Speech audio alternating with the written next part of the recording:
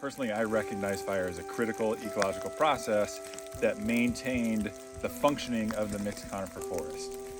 And so, why not use fire? Like if that's the process that we're missing, let's reintroduce it. Let's reintroduce it at the same, kind of fire regime that it had before.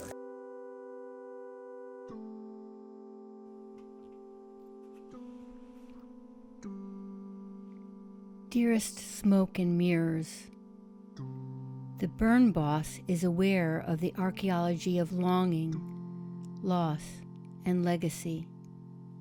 She imagines shaping the landscape with prescribed burns to lessen the intensity of the inevitable wildfires. She wonders if the black-lunged trees still standing sing survivor songs.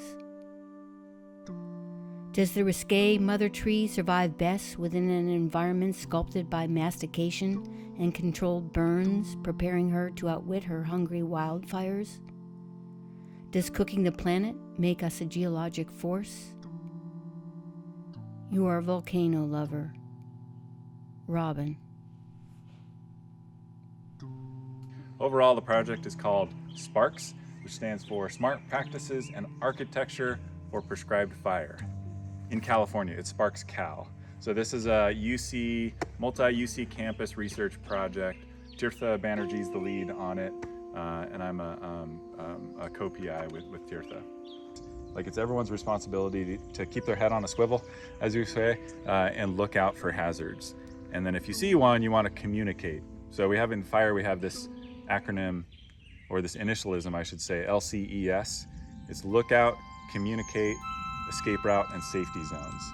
I'm Audrey O'Dwyer, and I'm a PhD candidate at University of California, Irvine in the Department of Earth System Science.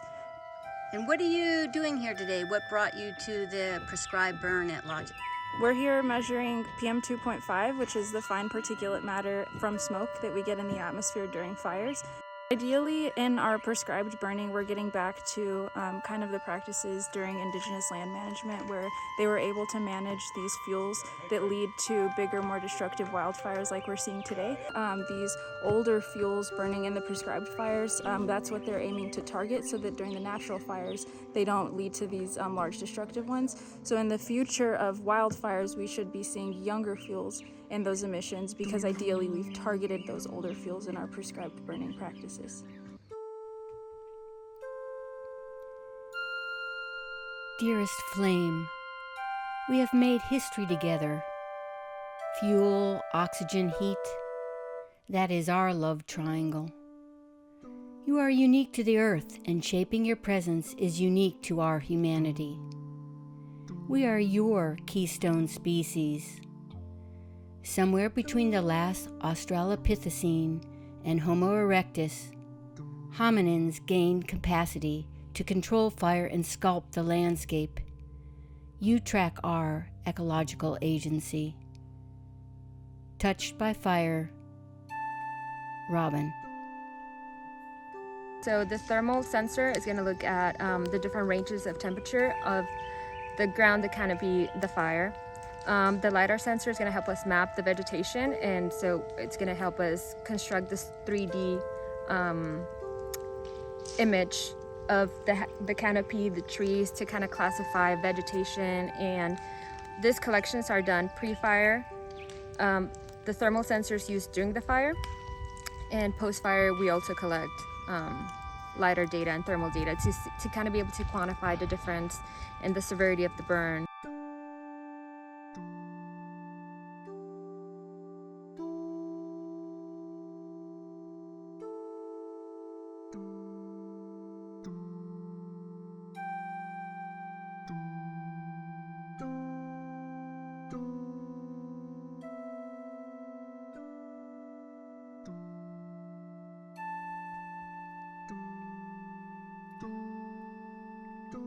Hello, charcoal. Rumor has it your presence left in soils and lake beds coincide with human contact and the disappearance of many megafaunas. Humans spark fire, surpassing lightning for ignition control, illuminating, warming, threatening. This game changer begs an ethic to reconcile power with responsibility. When left underground, you are a perfect archive of human activity. When dredged up and burned, you become something else, a little less lovable. My name is Jim Randerson, and I'm from the Department of Earth System Science, UC Irvine, and I'm here with Audrey today to study the smoke composition. And we're hoping to learn from the smoke what the chemical and the isotopic composition of the smoke is, so that we can learn more about the types of fuels that are being combusted by the fire.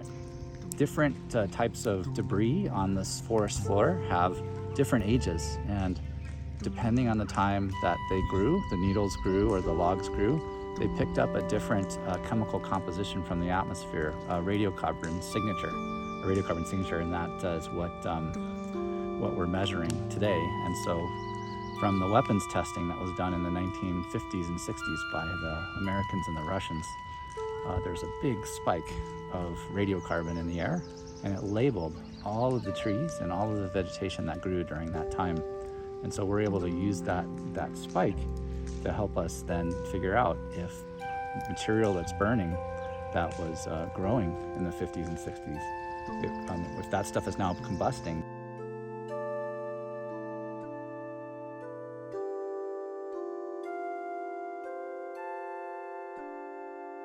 We've got a ways to go to be burning at the scale that's going to be meaningful to help prevent these uncharacteristic fire events that we've been living through. Dear prescribed fire, wildfire, and cultural fire. Yesterday, a collection of crows crying and cracking and swooping out of nowhere crossed overhead.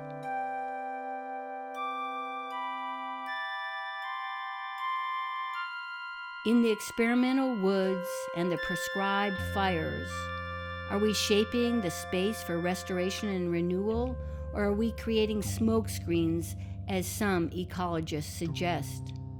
Or perhaps something more fluid, fire by fire in context? Which narrative to choose? Fire as expression of pure power? Reducing the fire's informing role to flame and fuel, heat and light? Consuming like a hungry ghost, never sated, leaving behind only ashes.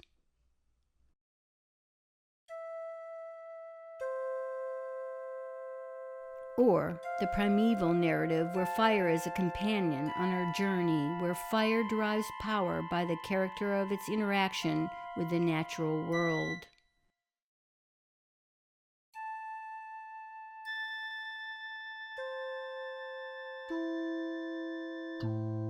Between these narratives, we have a tangled narrative full of paradoxes regarding which fires are good and which are bad, as the Anthropocene transforms into a Pyrocene.